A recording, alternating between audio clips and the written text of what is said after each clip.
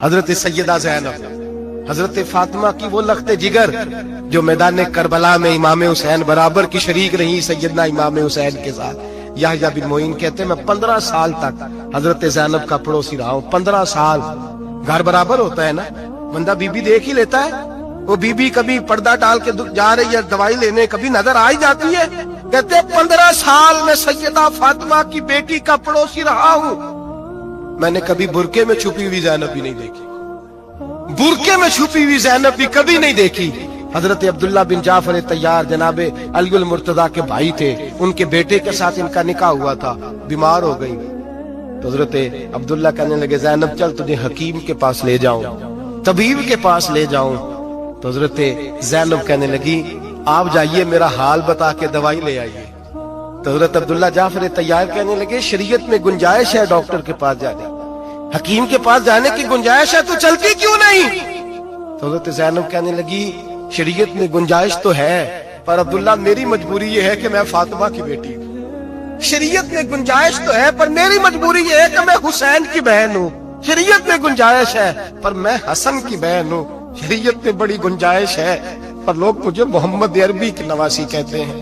گنجائش تو ہے پر میں نہیں نہ نکل سکتی، اس لیے کہ جتنا کوئی اپنے آپ کو دین کے قریب جانتا ہے اتنا اس کے پیروں میں شریعت کی زنجیریں زیادہ ہوتی ہیں۔ تو جناب سیدنا عبداللہ کہنے لگے اگر تو پردہ کر گئی، اگر تو چلی گئی، تو فرمانے لگے یہ تو اللہ کی مشیت ہے، تو دوائی لا دے تاکہ میں کھا لوں، اور اگر میں چلی گئی تو میں اپنی ماں سے جا کے کہوں گی کہ اماں ساری تکلیفیں میں نے چھاتی پہ برداشت کی ہیں پر میں نے تیرے پردے پر آنچ نہیں آنے دی۔ میرے بھائی یہ اسوہ نور ہے، یہ اسوہ حسنہ ہے، یہ ہمیں سکھایا جا رہا ہے۔ میرے حبیب کریم کی بیویوں کا یہ حال تھا، بیویوں کا اپنے گھر کے آنگن میں حضرت عائشہ صدیقہ، حضرت سودا جناب حفصہ اپنے سین میں جب بیٹھتی تھی نا تو دیوار کی طرف منہ کر کے بیٹھتی تھی، دیوار کے ساتھ لگ کے دیوار کی طرف۔ بیبیاں اپنے گھر کے اندر بھی دیوار کی جانب منہ کر کے بیٹھتی تھی۔ لوگ پوچھتی، بیبیاں پوچھتی کہ اپنے گھر میں بھی دیوار کو منہ کرنے کا مطلب؟ کہتی ہو سکتا ہے کچھ چھت پہ چڑھے اچانک نظر پڑے تو ہم چاہتی ہیں پھر بھی ہمارا چہرہ نظر نہ آئے اسے، پھر بھی ہمارا چہرہ نظر، ہم اپنے گھر کے اندر بھی پابند رہتی ہیں۔ میرے حبیب نے فرمایا جتنی گھر کے اندر رہو گی دنیا تو دنیا رہی، اللہ کی نظر میں تمہاری قیمت بڑھ جائے گی، رب کریم کی نگاہ میں تمہارا وقار بڑھ جائے گا، اللہ کی نظر میں تمہاری عظمت بڑھ جائے گی۔ اور جب عورت نکلتی ہے، جب وہ گھر سے نکلتی ہے، میرے حبیب کریم علیہ السلام نے فرمایا عورت چھپانے کی چیز ہے، چھپانے کی چیز ہے، چھپانے کی یہ قیمتی ہے، یہ خزانہ ہے، اسے چھپا کے رکھو۔ فرمایا جب یہ گھر سے نکلتی ہے، فرمایا اور کوئی دیکھے نہ دیکھے شیطان اسے دیکھتا ہے۔ میرے حبیب کریم سید عالم نور مجسم شفیع معظم صلی اللہ علیہ وسلم نے فرمایا زنا صرف شرمگاہ کا نہیں ہوتا، حضور نے فرمایا آنکھیں بھی زانی ہوتی ہیں، کان بھی زانی ہوتے ہیں، زبان بھی زانی ہوتی ہے۔ بخاری مسلم دونوں میں موجود ہے۔ صحابہ نے عرض کی حضور زبان کیسے زانی ہوتی ہے؟ فرمایا جو نماز کے باوجود گند بولتا ہے، غلیظ گفتگو کرتا ہے، وہ زبان کا زانی ہے۔ اور فرمایا جو روز گند دیکھتا ہے وہ جتنی مرضی تہجدیں پڑھے وہ آنکھ کا زانی ہے، اور جو گندی باتوں میں لذت محسوس کر کے سنتا ہے وہ جتنا مرضی روز اٹھ کے مسجد میں جھاڑو دے وہ کانوں کا زانی ہے۔ میرے نبی نے فرمایا آنکھ کا زنا بھی چھوڑ دو، کان کا زنا بھی، بولیے کان کا زنا بھی، زبان کا زنا بھی۔ مسند امام احمد بھی نمبر اٹھائیے۔ ایک صحابی نے عرض کی حضور نماز میں دل نہیں لگتا، میرا قرآن پاک میں دل نہیں لگتا، درود و سلام میں دل نہیں لگتا۔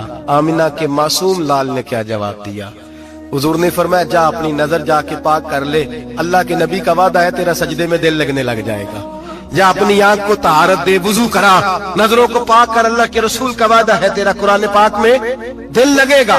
جا کے اپنی نظر کو پاک کر، وعدہ ہے تیری زبان پہ درود و سلام جاری ہو جائے گا، اللہ کا ذکر جاری ہو جائے گا۔ میرے بھائیوں عورت کا پردہ، عورت کا حجاب دین میں اسی طرح فرض ہے جس طرح نماز فرض، جس طرح روزہ فرض ہے، جس طرح زکوٰۃ فرض ہے، اسی طرح عورت کا پردہ بھی فرض ہے۔ اگر کسی گھر میں عورت پردہ نہیں کرتی اس گھر کے مکین سارے اللہ کے حضور جواب دے ہیں۔ میرے حبیب کریم अलैहिस्सलाम ने जिस औरत को पसंद किया, जिस औरत की तारीफ की, जिस औरत की बाबत मेरे नबी ने इरशाद फरमाया, और बड़े खूबसूरत लफ्ज हैं साहिब अहकामुल कुरान में लिखे हैं। मेरे हबीब पाक ने सहाबा की महफिल सजाई, मजमा खचाखच मस्जिद भर गई। हुजूर ने फरमाया बोल के बताओ खैरुन निसा कौन सी है, औरतों में सबसे अच्छी बीबी कौन सी है, बोल करके बताओ।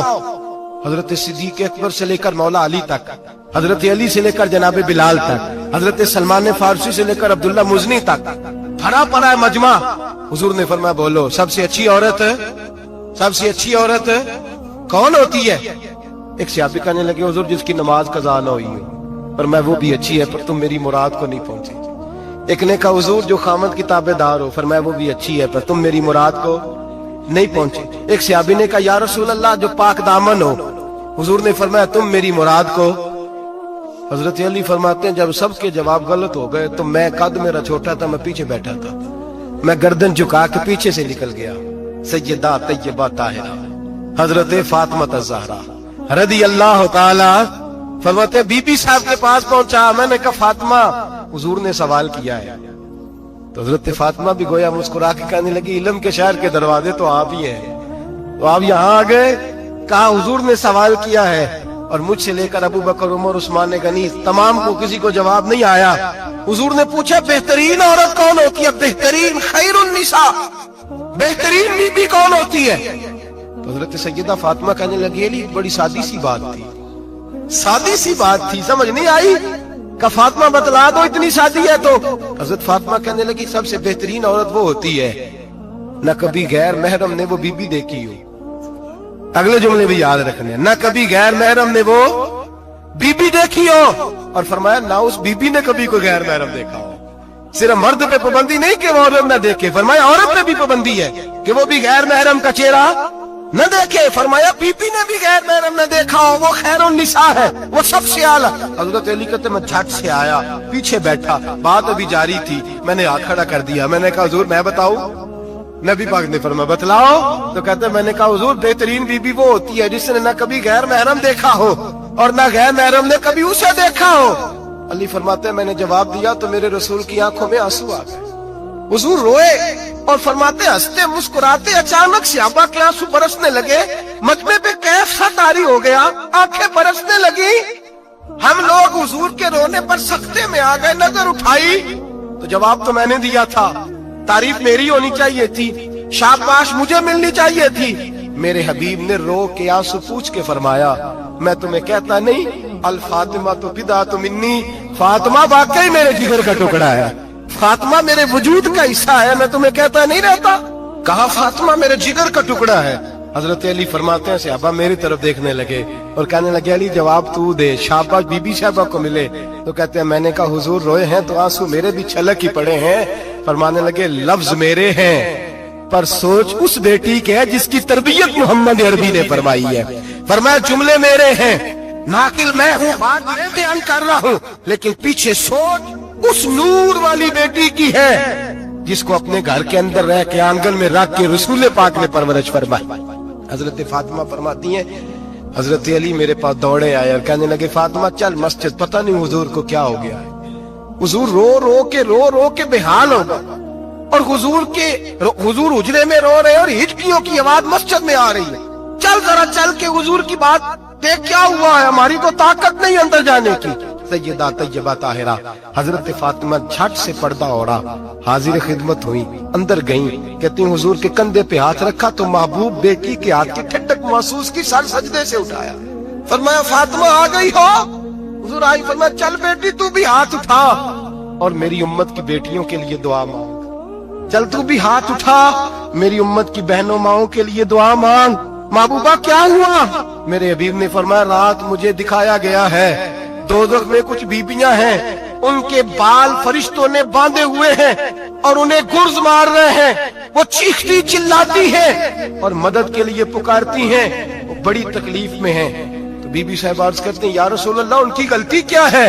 तो मेरे नबी ने फरमाया वो बारीक दुपट्टा ओढ़ती थी, वो बारीक दुपट्टा ओढ़ती थी, उनके बाल चमकते थे, गैर महरमों की नजर पड़ती थी, انہیں دوزخ میں سزا ملے گی، وہ چلائیں گی، چیخیں گی، ان کی مدد کو کوئی نہیں پہنچے گا۔